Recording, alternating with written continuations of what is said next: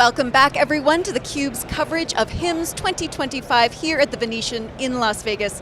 I'm your host, Rebecca Knight. We are here with Google and its ecosystem talking about the future of healthcare innovation and the future of agentic AI. With that, I have two great guests for this next segment. We have Aashima Gupta. She is the Director of Healthcare Solutions at Google Cloud. Thank you so much for returning to the show, Aashima. Glad to be here.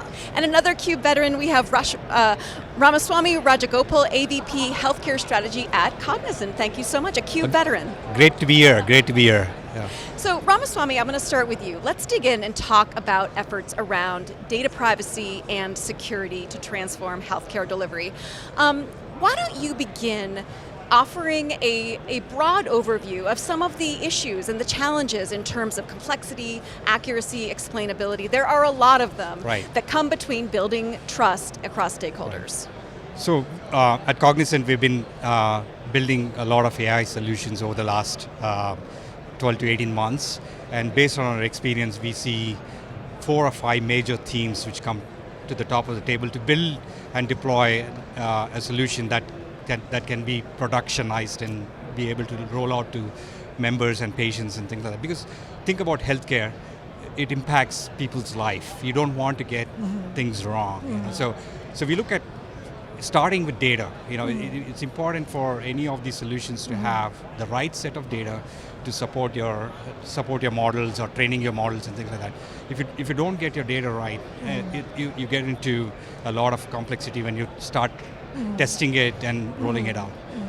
The second most important thing is the regulation. The regulation continues to evolve, and we see how do we prepare yourself for today, but also how do we basically prepare for tomorrow. You have to continue to be able to challenge yourself to say what's going to come in the pipeline and how do you adjust your model for the future. So because we see that as a big, everybody's learning a little bit on that regulation aspect of it. The third is explainability. This is a big part of it. Especially in healthcare, when you are rolling out solutions, you want to be able to build trust into the ecosystem. And one of the big ways to build trust into the ecosystem is to have an explainable solution that you can roll out to your member or your patient to say how the model came to the answer that you came out with. And a lot of it is how do you capture the pathway and got to the results and be able to showcase that. The fourth is healthcare inherently focuses on certain data sets, but fairness and bias is something which you really need to concentrate a lot, because beyond taking the straight approach to solving a problem, you have to look at the different demographics that play into it. SDOH is a big part of it. How do you get that built into your model as well? And last but not the least, we know that these solutions are going to evolve, and so we need to be prepared to support that. So Aashima, Ramaswamy has just laid out a slew of some of the major challenges. Yeah. I want to dig in with you about regulation and requirements, because a lot of this, all of healthcare, is about sensitive patient data, about some of the most intimate problems and issues that people are facing. How can organizations balance this data sharing needs with also the strict privacy requirements and HIPAA regulations? What are some of your best pieces of advice here? So I would say from the regulation perspective, healthcare is a regulated industry, there's sensitive patient data at stake, and this is critical to get that part right. But I would say, I'll go back to what I shared earlier. Having that self-regulation is important for organizations. Before you even actually look for a new regulation to come in, how many organizations have best practices, AI principles? How are they going to secure the data? How are they going to be privacy preserving? And I'm seeing a lot more best practices sharing in the industry. For example, I'm the industry co-chair of Coalition of Health AI, and we have built a concept called a model card. It's like when you have a nutrition label in a yogurt, you see the ingredients on it. On your data set, what is the model card? What are the data? What is the difference diversity of that data set, you need to be much more open, transparent about that. And thousands of health systems across the globe are adopting that as a standard. But that's just one approach. In answering your question, the enterprise-grade privacy, security is table stakes to build that trust.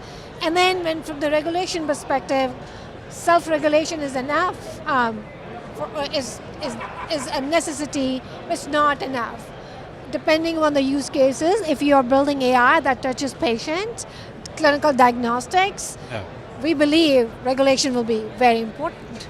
And that's our stance that AI is too important to not be regulated.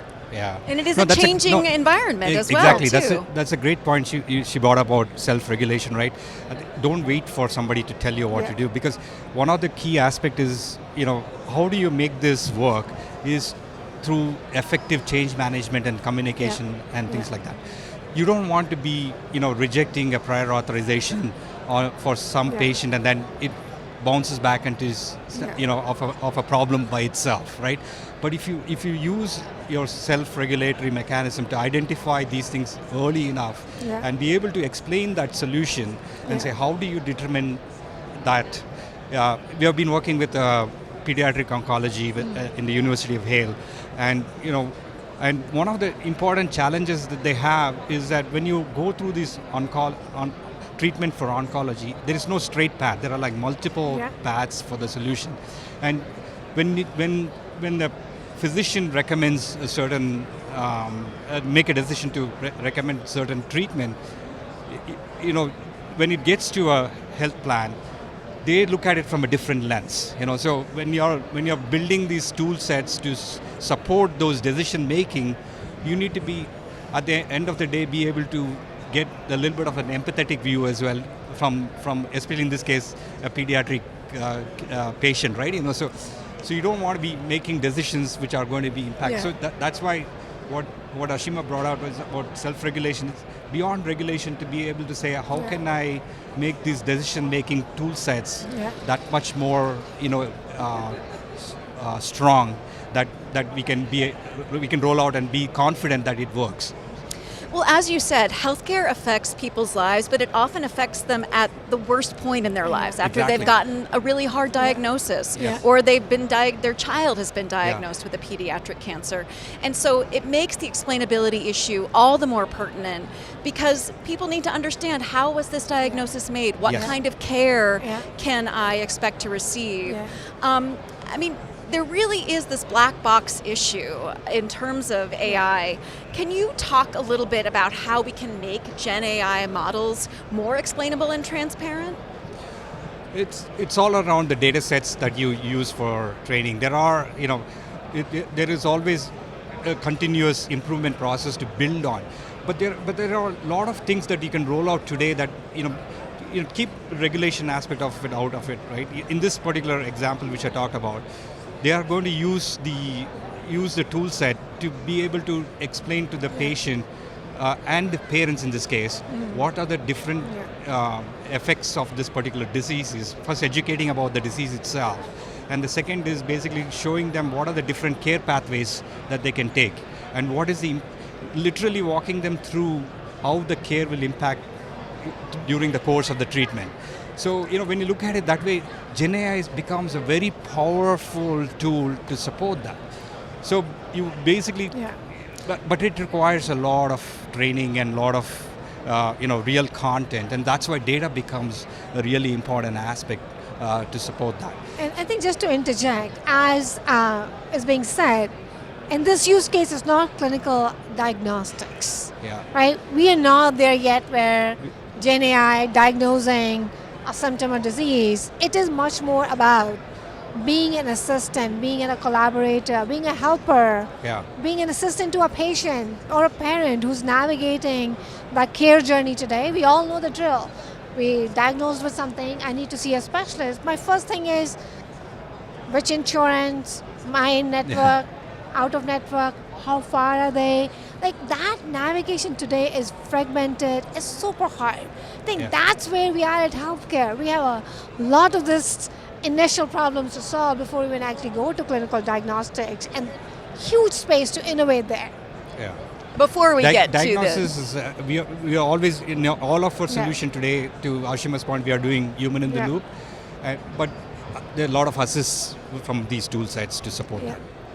So one of the things you talked about, Ramaswamy, is the role of empathy in all of this. Can you talk a little bit about how the human in the loop and the role of making sure that there is empathy put into all of these decisions? So the human in the loop ultimately brings the empathy to life. You know, they are basically, but the tool set itself is enabling that, showing, because there is so much training that we can do to show what are the different, we can build that feeling into your AI solution by appropriate level of training. So one of the good things about these tool set is that it can get some of those aspects trained as well, so the empathy into the tool set. But the ultimate, what it gets to the patient is done through a human. So we are not letting that out of the loop. So just to add to that, I think human in the loop, we believe in that approach because that's where you have extra set of eyes. It's assisting a clinician or a nurse. But let's be careful, human in the loop should not be a cop-out, meaning we cannot be adding more burden to the human who's now I have to check AI work. And that's where hallucination, grounding, and having the data strategy where your answers are grounded in your enterprise truth. And there's a way to do that, and that's where the enterprise data set and data strategy comes in. Because to me, human in the loop should not create more work, and we have seen that many times, these point solutions, and that human in the loop should not become that I'm adding more burden, now you check AI's work. Particularly at a time when we are facing a shortage of workers in the healthcare industry, and we are coming up on the anniversary of the start of the COVID pandemic here in the United States at least. So we know that burnout remains a big problem in this industry. 10 million healthcare workers shortage by 2030. It's real. Is here. Absolutely. And AI can perhaps hugely impact that, because when Aashima talks about assist, that's where a lot of these assists comes into play, basically to take out some of the manually intensive work that they go through on a day-to-day basis. We see a powerful use in administrative area, taking out efficiencies across. I mean, one of our CMO talks about it all the time. After he gets back from work, he spends about 2 to 3 hours just doing the administrative things. You wouldn't believe that there's $60 billion of money which is spent every year on clinical documentation just to support compliance.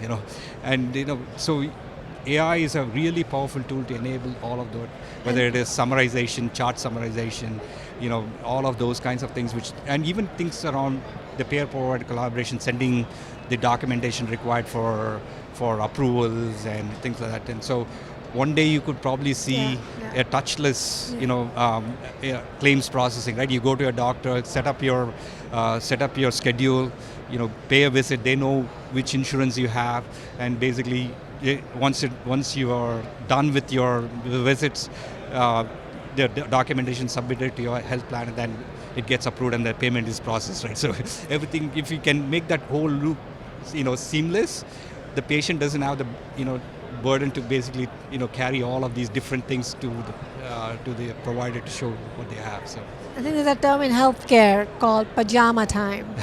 Yeah, exactly. That's a great point. Yeah, like 60 billion pajama time people go home. Yeah. And actually Google also did a survey last year. 28 hours a week on documentation. Sitting in their pajamas on the couch when they should be enjoying themselves, but in fact they're going through charts and charts and documentation, making sure the coding is right so then they can get paid. So all that to say that 28 hours on a weekly basis adds up.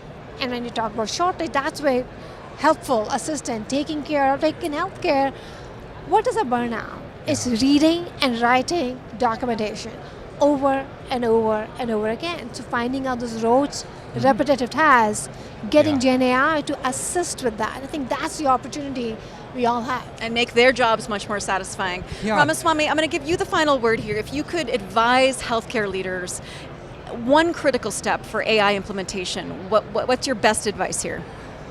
I think they have to pick. I offer two advices. One is pick a lane which basically that they can experiment and basically start using these tool sets and understanding how it is going to impact. And then second is basically see how you can marry up to the outcomes and basically build it more on a trustable environment and build that and then roll it out. Don't wait for things to happen. Get moving. I think there's a lot can be done with it. So. Excellent. Ramaswamy, Aashima, thank you both so much for coming on Thank you. theCUBE. Thank you. And thank you so much for tuning into this segment of theCUBE's coverage of HIMSS 2025. I'm Rebecca Knight, you're watching theCUBE.